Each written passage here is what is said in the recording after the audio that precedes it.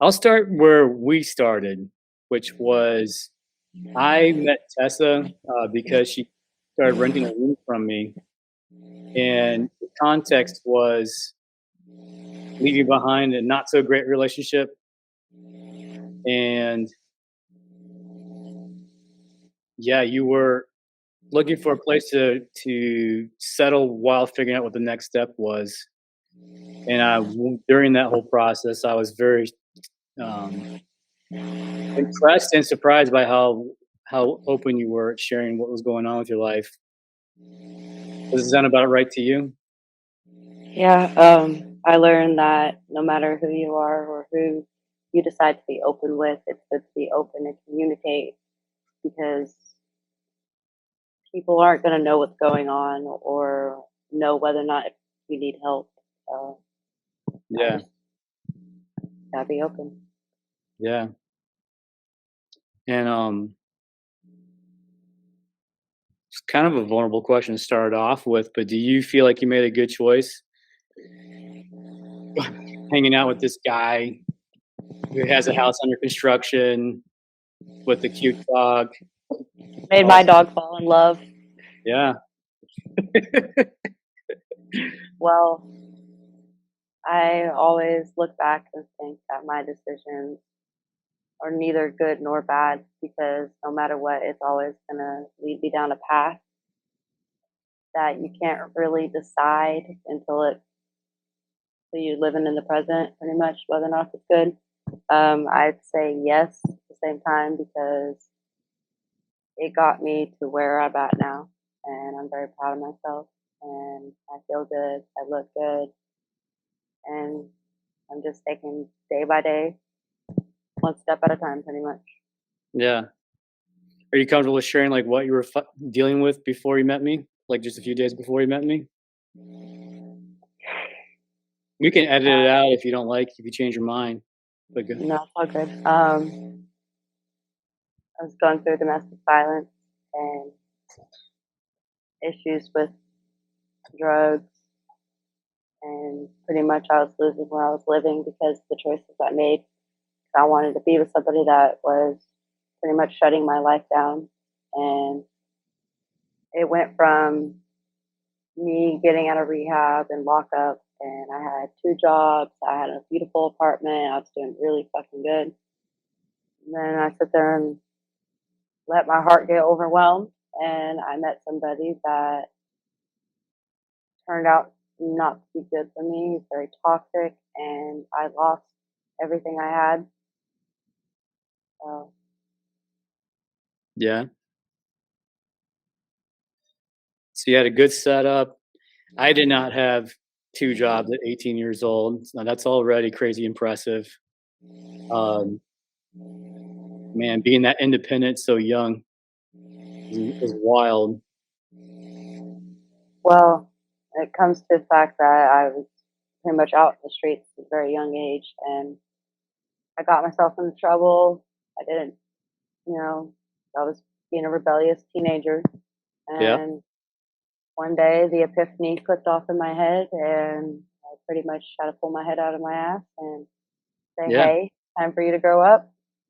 So I got the help that I needed, and people now see me as a very older, newer, better person. yeah, right on. I was curious about your relationship. I know it's probably a weird thing to even ask about, but do you remember can you think back to the positive parts of your relationship of, like, what is it that drew you in? Or, like, what was attracted to you versus, like it's easy to remember the red flags now, but obviously back when it was happening, it was like, oh, there was something very attractive at some point. Um, I don't think so. I don't think I was really. I think I just didn't want to be alone, and I let the still teenage love, wanting that affection, wanting that attention, get the best of me, and it was toxic from the moment we probably sat there and got together because He came over just to get back at one of his friends, and that's the very first red flag. He came over to you? Like, he messaged me out of the blue and Mm. wanted to go on a road trip, and one of his friends is one of my good friends, and I guess he got dirtbagged by our friend, and at the time, I was being intimate with that person, and he wanted to piss him off, so I was kinda being a lean on table just to watch somebody fall, and it's the first red flag that I should have pulled out and noticed, but I didn't realize it until later on. Oh, wow. Man, that's And a and lot drugs of what do you call too. it? That's a lot of initiative to, like, screw over a mutual friend or at least someone who used to be a mutual friend. Um,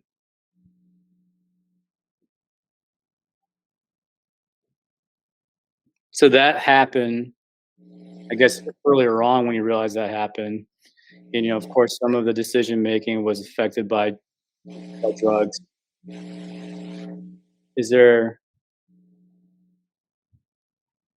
trying to think what follows next.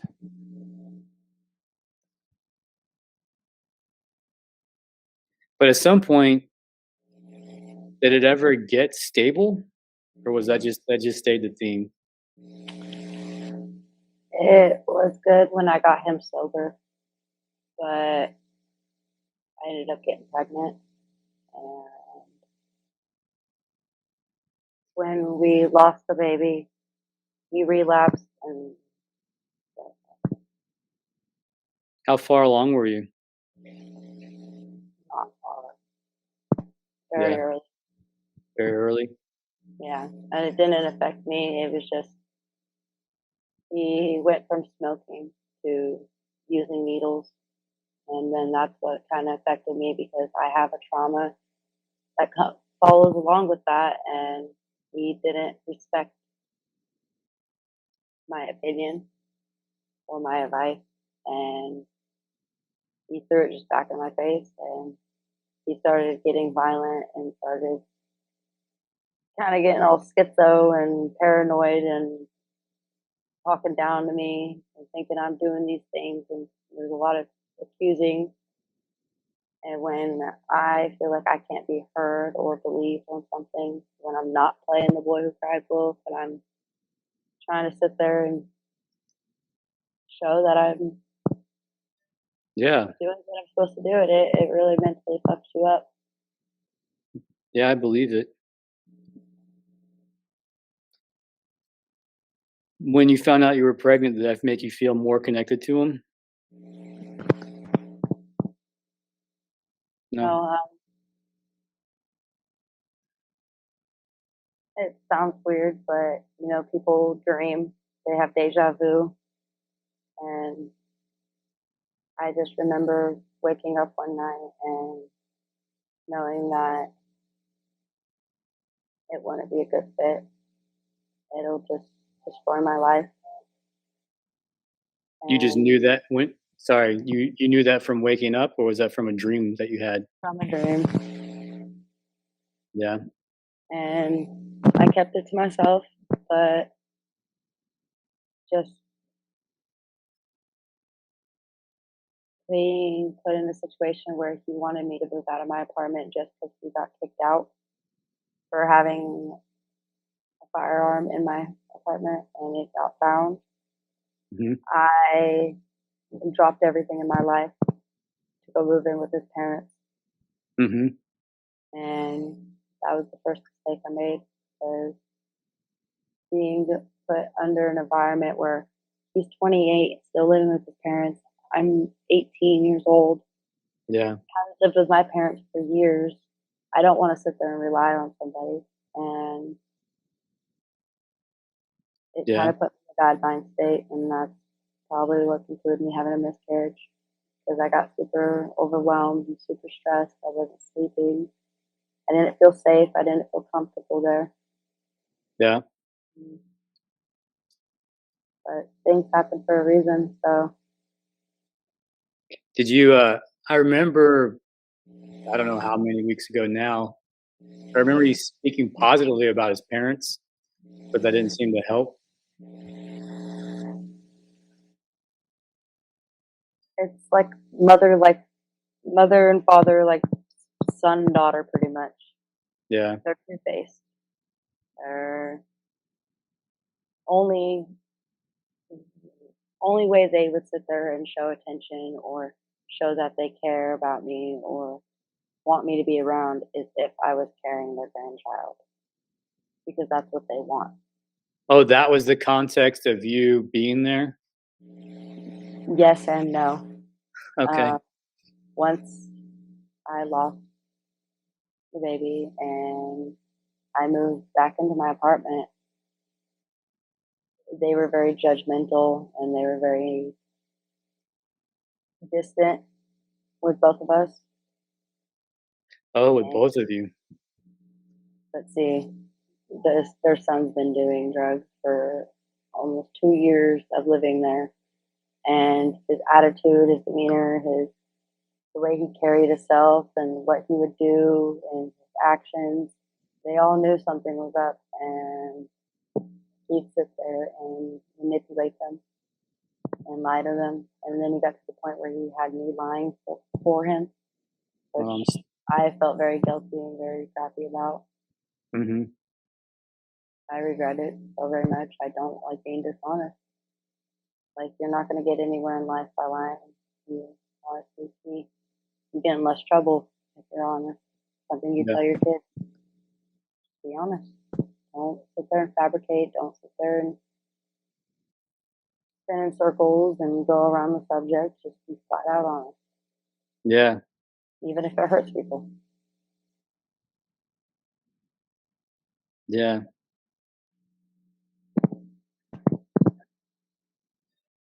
Yeah, that's true.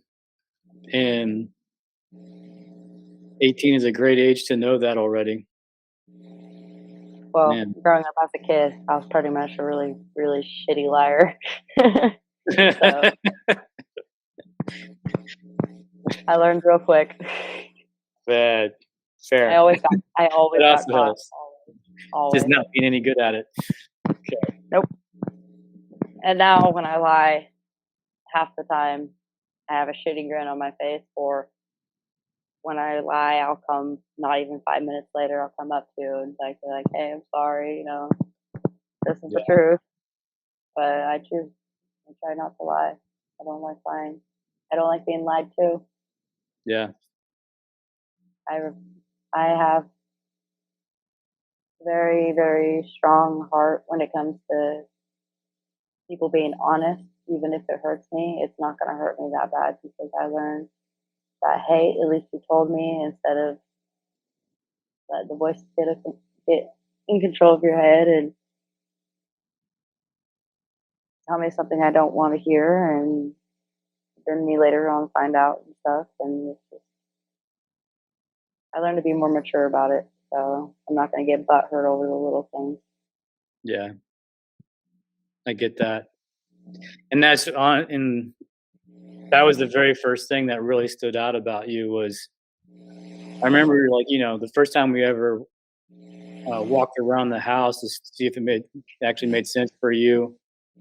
I felt this very thing of like, this girl is really not putting on a show. Like she is like disclosing so much. Like she's not at all trying to do a sales pitch of being a good tenant. It's like she's as far as like it's like you just tell me the Hey, I story. told you what I knew. I told you what I knew, and I offered to help when I could. Yeah. I just remember like these weird feelings of like, man, I totally want to help this girl. But it's like, my friends are gonna tell me not to do this just because like some of your stuff is just gonna go missing. Like that's a stereotypical story of how when you're trying to help somebody who's like coming out of that scene. Or I love. worse, the ex blames you for losing them and tries to smash shit. So it's like, well, she's obviously not trying to hide me from that possibility. Hey, I left a $600 mattress and two beautiful nightstands with you. So And yeah, I totally, what do you call it? Yeah, I totally see that. And it's like, she's doing a I really bad job of stealing from me if she's that was the goal.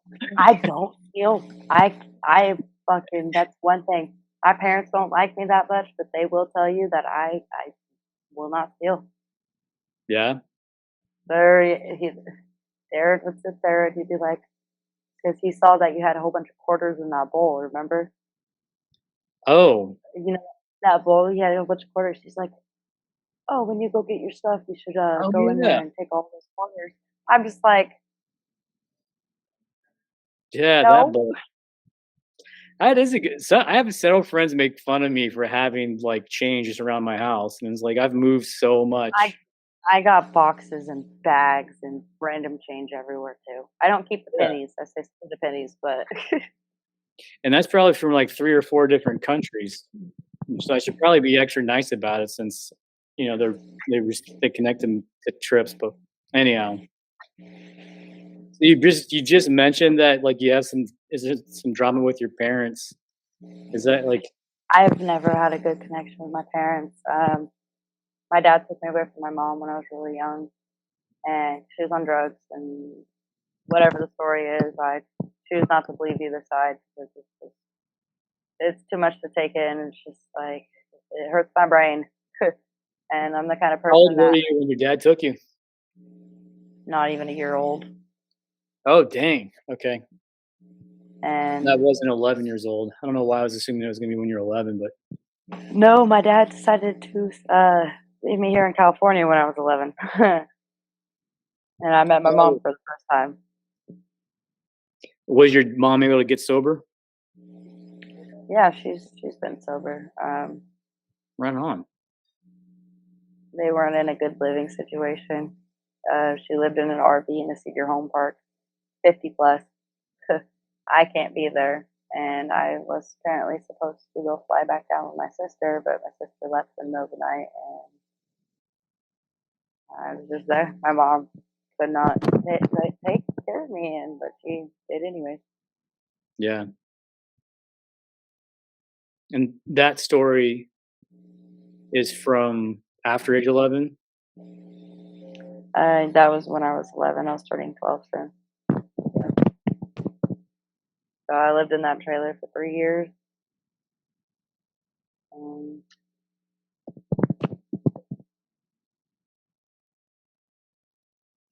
Yeah.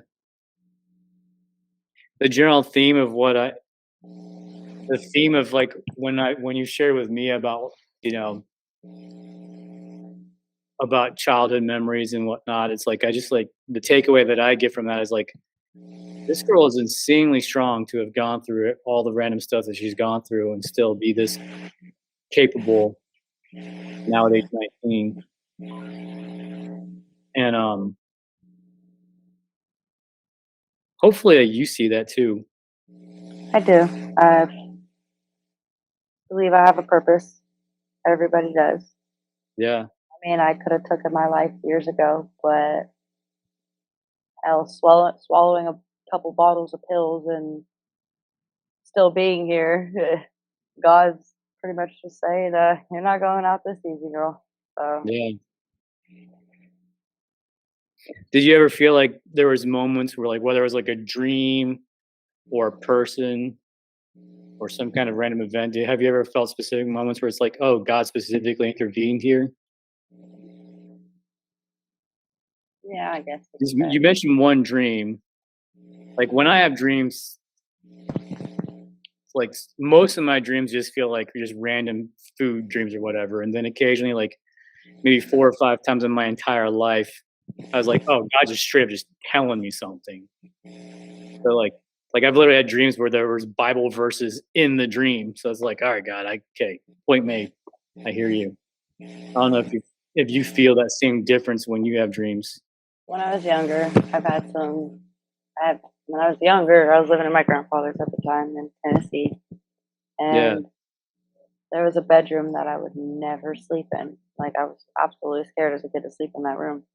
But I fair. remember, oh, I'm young and I'm gonna sit there and play on my tablet for 2 days and 2 nights in a row, and I fell asleep. Well, I remember falling asleep hard, but I woke up in a dream daze, I guess you could say, and there was a figure sitting on top of me with his hands around my throat, and I felt like I couldn't breathe. Like I felt like it was real, and I remember trying to scream, and eventually I got one out, and the light got turned on. My grandfather was right there, and I must have screamed pretty loud because he's really deaf. Yeah. So he rooms on the other side of the fucking house, and he kept saying, "Go back to bed, go back to bed. It's just a dream. It's just a dream." I remember looking at that figure and hearing like a growl, Yeah. anger, and I the next morning I had marks on my neck. Well, years down the road, I was 16, 17 years old, and I decided to be with an older guy. And at the time, I was using, and Okay. I was living out of the car, Yeah. and it was like a deja vu moment because he was older, I was younger. There was a whole illegal difference there, and Yeah. drugs change the minds of people, and sometimes it brings out their anger. And he took out his anger out on me a lot, and would beat me like I was a man his size, and I'm little. I'm 84 pounds. I'm 5'4". I'm tiny.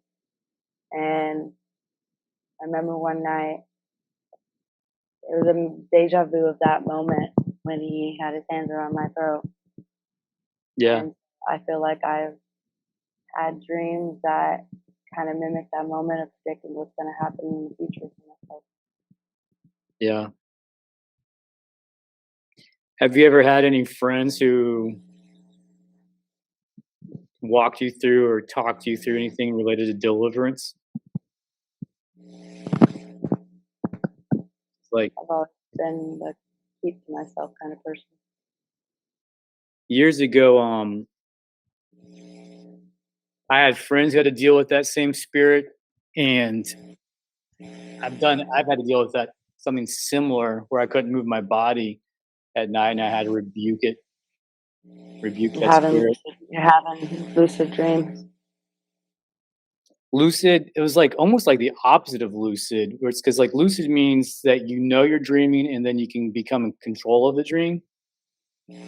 It's like this type of dreaming is you know that you're dreaming, but you can't control it.